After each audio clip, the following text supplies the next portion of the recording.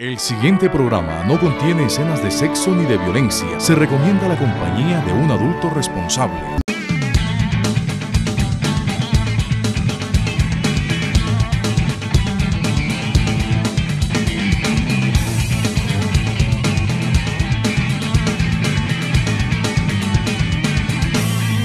El rey de las flores tiene su pueblo en un bosque muy remoto, 2 pulgadas detrás del sol, cada inquilino en una flor y en cada piso está el amor.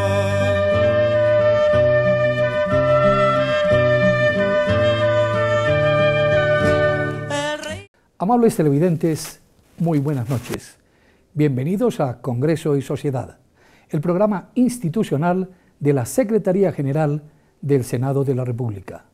Hoy nuestro invitado es un personaje histórico, el primer líder campesino que llega al Senado de la República, Alberto Castilla. Bienvenido, senador, a este programa. Bien, muchas gracias y un saludo muy especial a las colombianas y colombianos. Vamos a conocer su historia personal, que se me antoja apasionante. Usted tiene apenas 45 años, pero son 30 años en la acción comunitaria. ¿Cómo se inicia allá en el lejano municipio de Convención del norte de Santander esta vida agitada como líder de la izquierda y como líder de los campesinos y líder comunitario? Bueno, esta región del Catatumbo es una de las pocas en el país donde la fortaleza la representa el movimiento comunal. La base organizativa es la Junta de Acción Comunal. Desde allí se han propiciado cambios, transformaciones en la vida de manera autogestionaria. Eso es el encanto que tiene la acción comunal. Yo me afilié a la Junta del Barrio desde los 14 años que lo permite la legislación que uno se afilia a la Junta de Acción Comunal, y entonces empezamos a transitar en hacer ¿qué? En desarrollar las actividades que mejoraran las condiciones de quienes vivimos en el barrio. Entonces, hasta barrer la calle, ornamentación, es decir, encontrar, digamos, todas las condiciones de embellecimiento del barrio a partir de la vinculación de quienes lo habitamos. Y así ha estado ocurriendo en las veredas, en los corregimientos, donde a partir de identificar las necesidades, la comunidad se organiza y desde su propio aporte ha logrado desarrollos importantes para resolver y satisfacer sus necesidades. Ese barrio tiene un nombre muy particular y usted inicia esa actividad a los 14 años de edad. Sí, en el barrio Aracataca. El barrio Aracataca, allí yo nací y ahí continúa viviendo mi familia. Y ahí pude yo entonces aportar desde las condiciones de crecimiento como líder, el organizar el equipo de fútbol del barrio y participar en el torneo municipal. El barrio Aracataca es un barrio donde vivimos campesinos y obreros. Es un barrio de unas condiciones muy humildes, como decimos nosotros, marginado, y en ese sentido pues buscábamos que el resto del municipio se diera cuenta que existe el barrio Aracataca. Y nosotros fundamos el equipo y participábamos en los torneos. Casi nunca ganábamos un campeonato, pero toda la gente del pueblo sabía que Aracataca participaba. Y manteníamos, digamos, en algunas condiciones de ornato el barrio, y eso nos generaba ya unos liderazgos que eran visibles, ¿no?, en el municipio. Pero usted es de esta acción campesina, ¿en algún momento se dedicó a las faenas del campo? Sí, claro, yo desde limpiar café en la casa de mi abuelo había una pequeña parcela de café y desde muy niño, mientras estaba en la escuela, tenía que participar de las labores, ¿no?, de limpieza del cultivo, pero también de la recolección. Y hacíamos contratos, hay una finca más grande, entonces con mi padrastro, a mí me crió un padrastro, y íbamos a trabajar juntos en esas actividades del campo, íbamos a los trapiches. Convención es fundamentalmente un productor de panela, pero tiene cultivos de café también muy importantes que ya están, digamos, decayendo o que ya han dejado de existir en muchas partes. Entonces yo me vinculaba a esas actividades. Y es a través de ese servicio comunitario como usted se proyecta también políticamente y llega al Consejo de Convención. Sí, entonces yo hago parte de este movimiento comunal y entro en contacto con el conjunto del movimiento en el municipio, con la zona rural fundamentalmente. Desde ahí es el fortalecimiento del vínculo mío con el campesinado del Catatumbo. Y una vez nos decidimos nosotros a presentar una lista al Consejo de líderes comunitarios y como asociaciones de juntas se propusieron unos nombres y alguien dijo, no, organizar una lista eso se vuelve muy difícil, todos quieren encabezarla, era una lista cerrada. Entonces me dijeron, aquí la propuesta es que usted encabece la lista a ver si nos cohesionamos.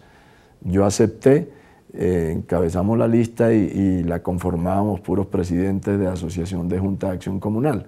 Esa campaña es una que le da continuidad a la que hemos hecho ahora hacia el Congreso y digamos, o le da los orígenes, es la que alimenta la campaña que hacemos al Congreso, porque es una campaña vereda por vereda, barrio por barrio, no invertimos un solo peso, nos trasnochábamos haciendo papelitos y logramos la elección de 2 dirigentes comunales y eso era un logro muy importante allá en el municipio, que elegía para entonces 13 concejales, hoy solamente elige 11, pero elegir 13 y entrar a que el movimiento comunal participara de una institución que estaba reservada únicamente para dirigentes del Partido Conservador fundamentalmente, pues era un logro ya para nosotros, ¿no? Entonces así fue transcurriendo mi vida y el ingreso a la política. Y en el Consejo Municipal estuvimos la vinculación y la participación del movimiento comunal. Entonces cada vez que yo tenía una intervención, tenía una barra campesina que me estaba apoyando y eso ha sido lo que me ha permitido construirme. ¿Cómo se convierte usted en un líder agrario? Yo soy víctima de desplazamiento forzado. Yo tuve que salir de mi pueblo, llego a Bogotá, en Bogotá a protegerme, salí solo buscando protegerme. ¿Y es perseguido por culpa de su acción en el Consejo de la ciudad? Por dirigente comunal. Y yo siempre he dicho, esta es la razón por la que a mí se me desplazó, por la que soy víctima de desplazamiento forzado. Nosotros organizamos un congreso departamental de juntas de acción comunal en el municipio de Convención. Son 40 municipios del departamento que nos reunimos y todo el movimiento comunal. Claro, eso fue visto con ojos que generaron mucha extrañeza. Muchos campesinos, muchos dirigentes llegan al municipio. Luego se produce uno de los desplazamientos más grandes que ha tenido Colombia, se presenta en el Catatumbo. Y Convención se convierte en el municipio receptor de la población. Para entonces yo ejercía como secretario de gobierno de Convención y me decidí a gestionar condiciones de alojamiento y de alimentación para la población que estaba siendo desplazada.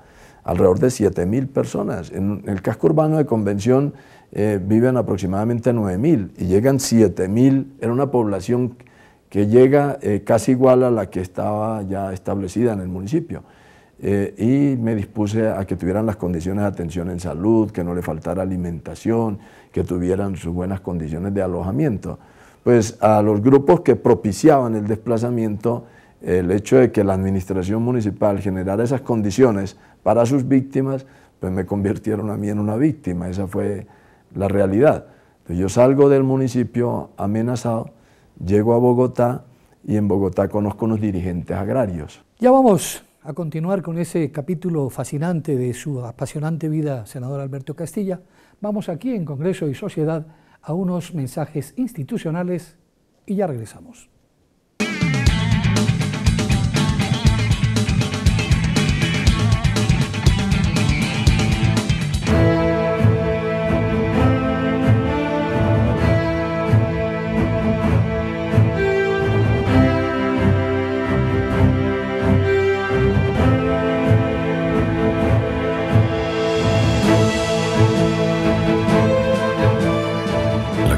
No solo te unta a ti, también unta a tu familia. Trabajemos juntos por una Colombia con la moral en alto. Colombia, una nación correcta, no corrupta. Un mensaje de la Procuraduría General de la Nación.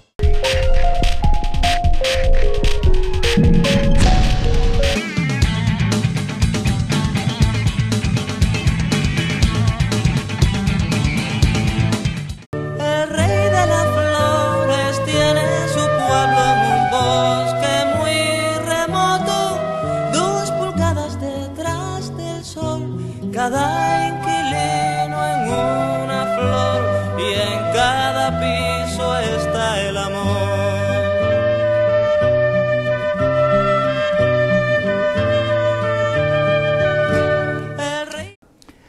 Retornamos aquí a Congreso y Sociedad en este diálogo amable, franco, con el senador Alberto Castilla, el primer líder campesino que llega en la historia republicana al Senado de la República. ¿Cómo se convierte, una vez más, usted en el líder agrario de proyección nacional que es hoy día?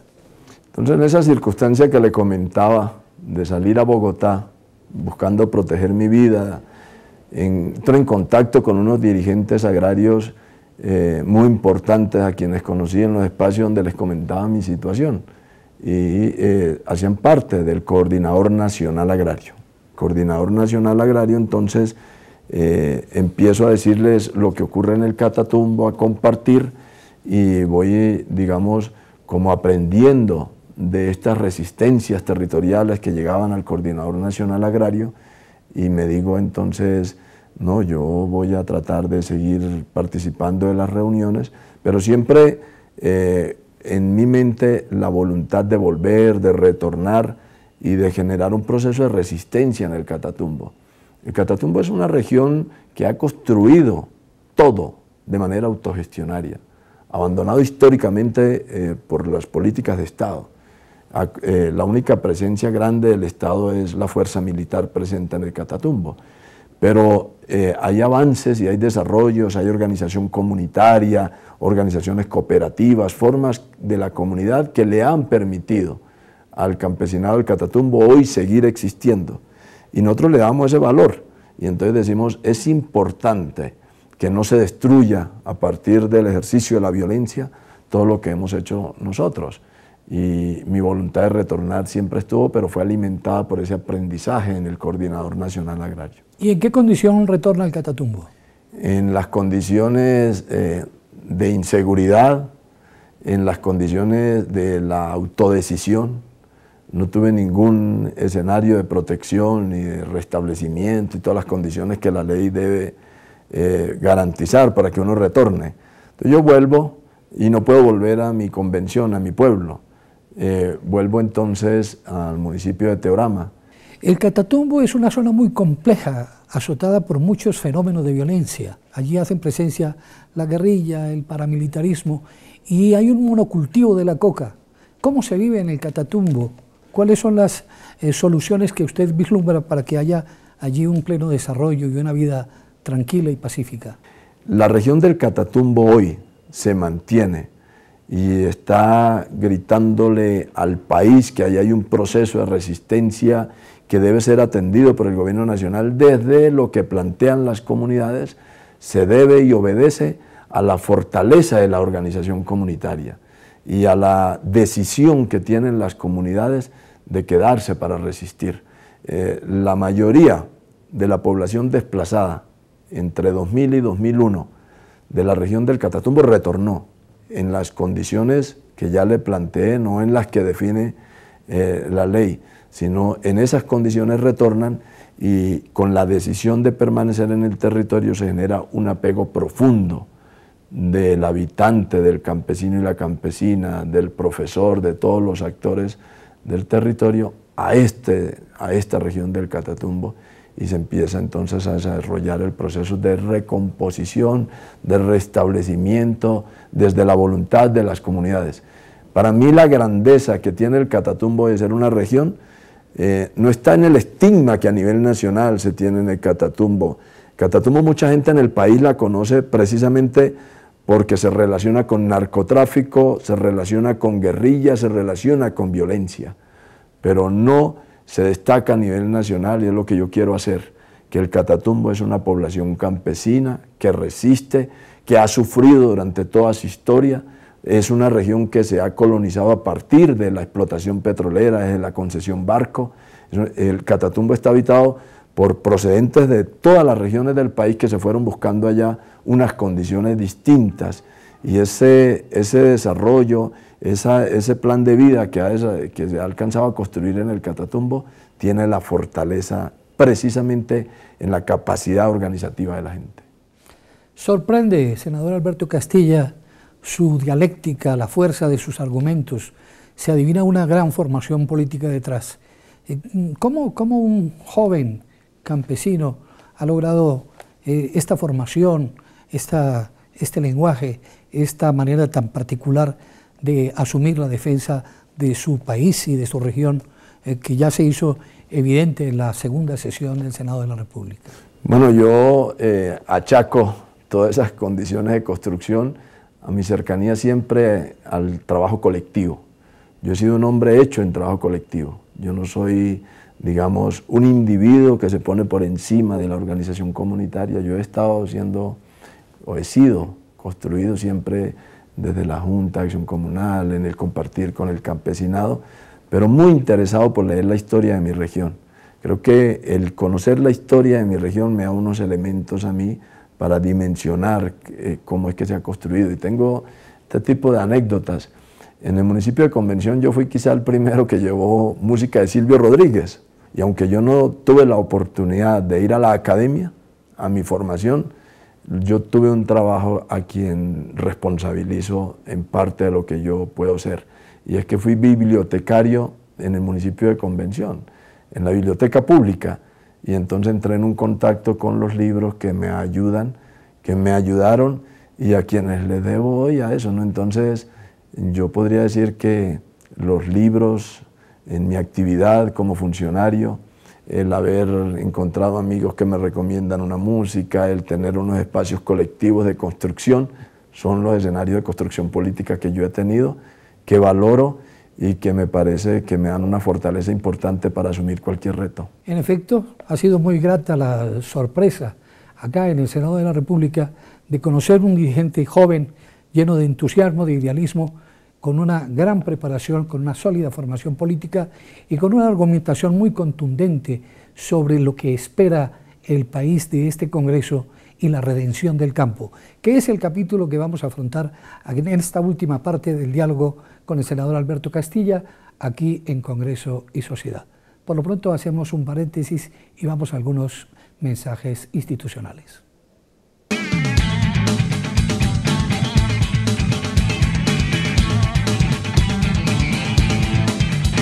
El Senado también es interactivo. Para que sepan todo lo que aquí ocurre, visiten nuestra página web www.senado.gov.co. Y si quieren interactuar con nosotros, pueden seguirnos en Twitter @senado.gov.co y @noticierosenado. En Facebook estamos en www.facebook.com/senado.gov.co. Somos un congreso de puertas abiertas.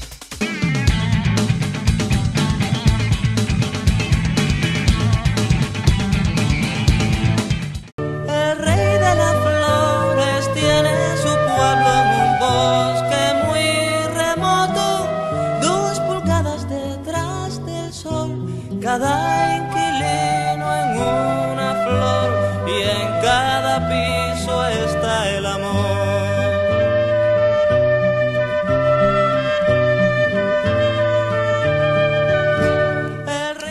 Retornamos aquí a Congreso y Sociedad con el senador Alberto Castilla, primer líder agrario que llega al Senado de la República.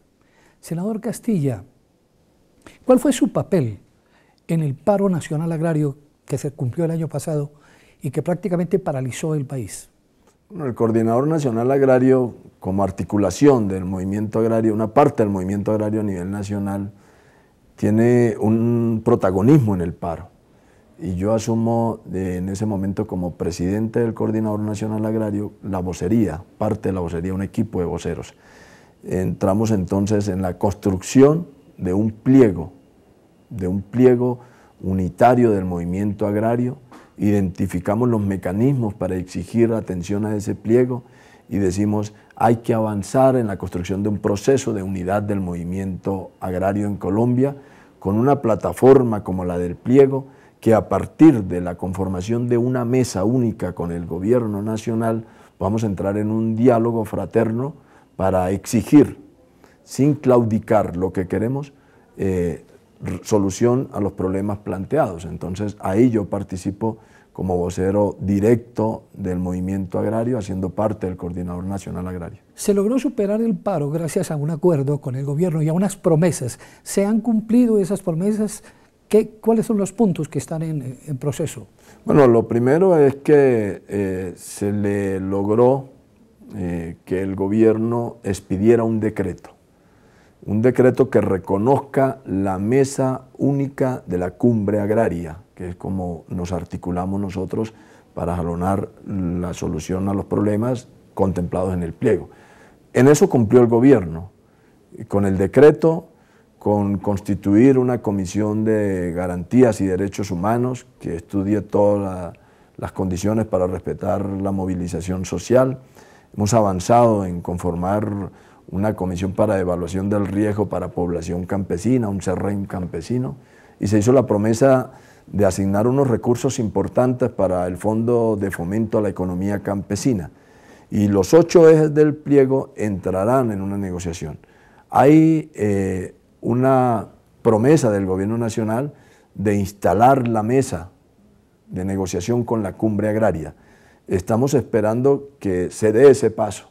El movimiento agrario indígena, afrodescendiente que está participando de la cumbre y los movimientos populares, venimos pidiéndole al Gobierno Nacional que de manera pronta instale la mesa para que empecemos a hablar sobre ejes fundamentales como ruralidad, territorialidad, derechos sociales, derechos políticos, que hablemos de la relación campo-ciudad, de cómo vemos nosotros todo el desarrollo de la política minero-energética, que trabajemos elementos de economía propia contemplados en el pliego y le empecemos a mostrar al país la voluntad real de construir unas condiciones de vida digna, la voluntad real de contar con el movimiento popular en la construcción de la paz, una paz que se logra en la medida que resolvamos las necesidades de las comunidades, que no se limite únicamente al desarme de los grupos armados, pero que también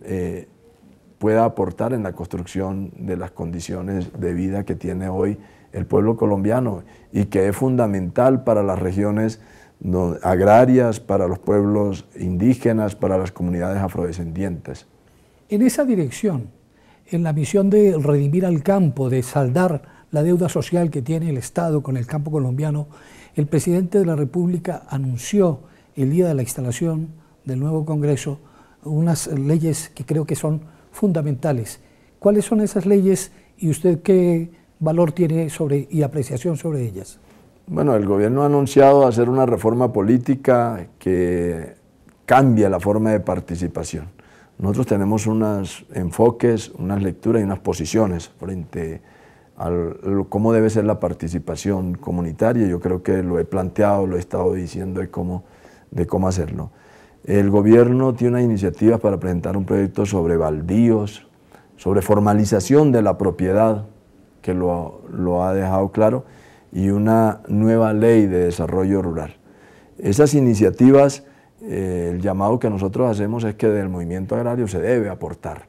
El movimiento campesino en Colombia ha construido una propuesta de ley alternativa de desarrollo rural. Esos elementos deben tenerse en cuenta, porque la situación del campo colombiano está agravada hoy por el privilegio que se ha tenido hacia el capital multinacional, por la concentración de la propiedad de la tierra, inclusive por la extranjerización de la propiedad de la tierra.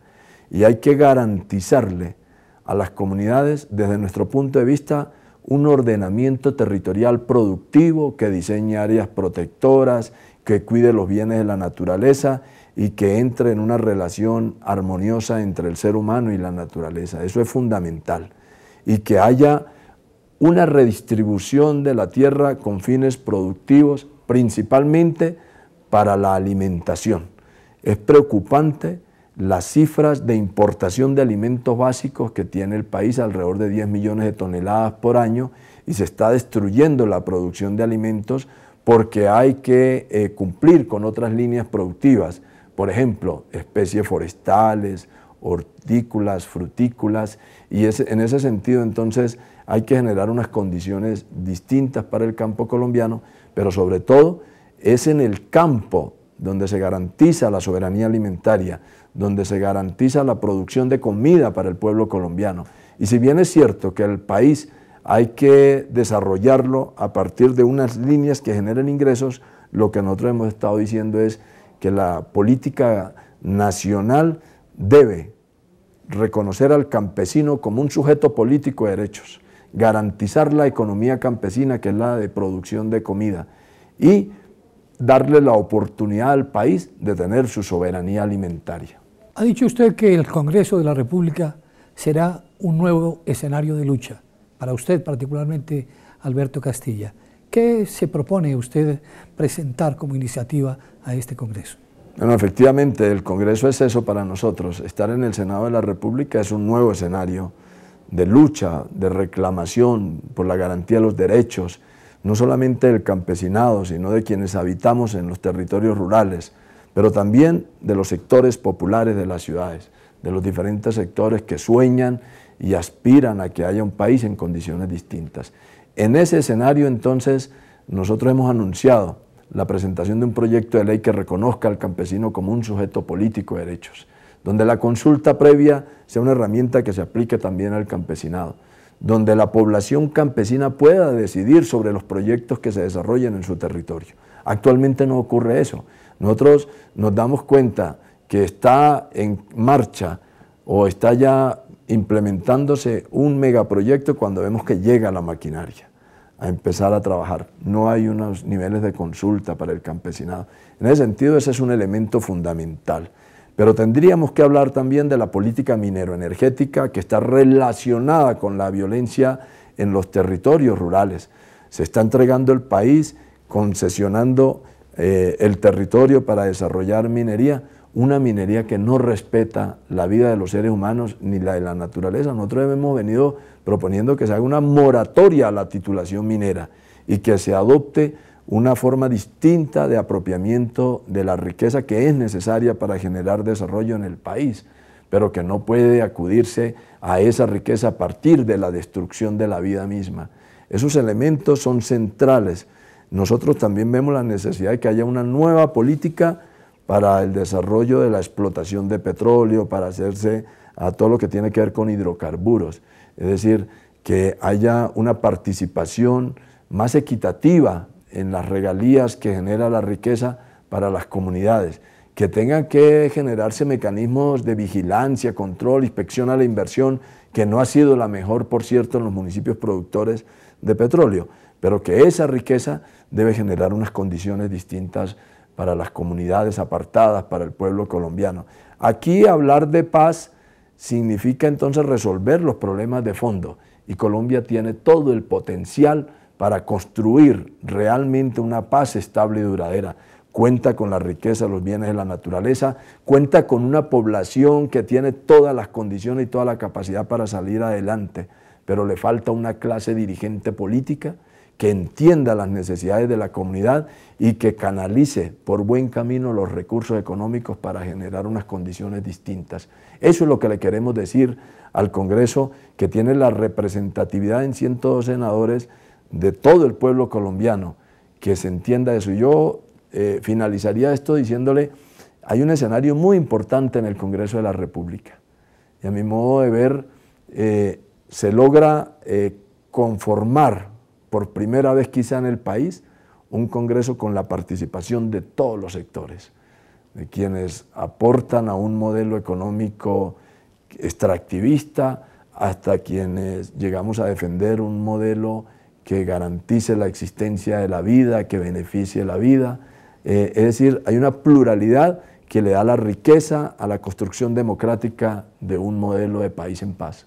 Bueno, ahí lo tienen de cuerpo entero, al primer campesino que llega al Senado de la República, Alberto Castilla, y conocen su pensamiento, su estructura política, su entusiasmo, su idealismo y los grandes propósitos que se propone desarrollar aquí en el Senado de la República.